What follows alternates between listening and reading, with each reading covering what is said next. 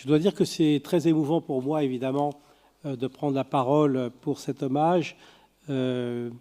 François Gros est un immense scientifique, était un immense scientifique, non seulement par ses découvertes qui ont été évoquées ce matin à l'Institut Pasteur et dont certains éléments de la postérité seront évoqués tout à l'heure par Alain Fischer, mais également par ses engagements au service de la communauté des biologistes, entre autres, et de toute l'Académie, dont il a été un des représentants les plus marquants. François Gros a été nommé conseiller auprès des premiers ministres Pierre Borroy puis Laurent Fabius. Il fut notamment l'initiateur du premier grand colloque national consacré à la recherche scientifique dans la période de l'après-guerre, dont s'inspirera la loi d'orientation scientifique en 1983. Ses fonctions à l'Académie des sciences, vous les connaissez pour certains d'entre vous. Il a été élu correspondant en 1977, membre en 1979, secrétaire perpétuel de 1991 à 2000, secrétaire perpétuel honoraire de 2002 à 2022, président du COPED de 1997 à 2017.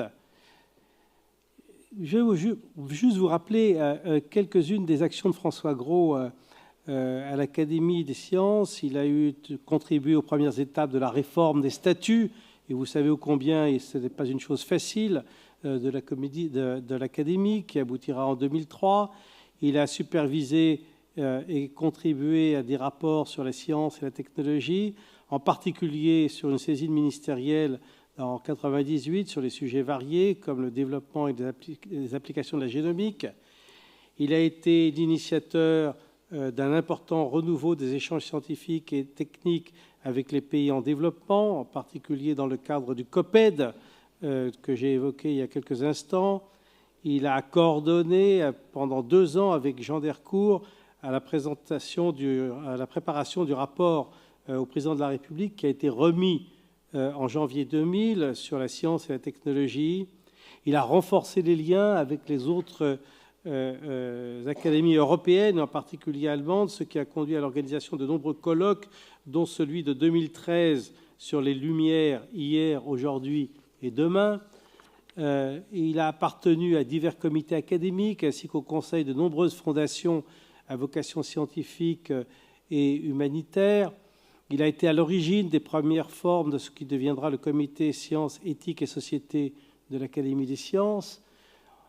C'est un élément extrêmement important de l'évolution. Il a été une personnalité extrêmement importante de l'évolution de l'Académie des sciences. Il a été également un conseiller précieux de l'AFM Téléthon et il est à l'origine de son premier conseil scientifique qu'il a présidé de 1986 à 1997, puis de président d'honneur jusqu'en 2022.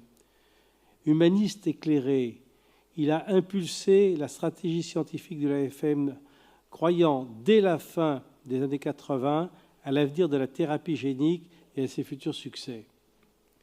Je terminerai en citant Philippe Kurilski qui écrivait dans le journal Le Monde, en évoquant la mémoire de François Gros, « Une grande intelligence ne suffit pas à faire une grande science. Et la grande science ne suffit pas à faire un grand scientifique.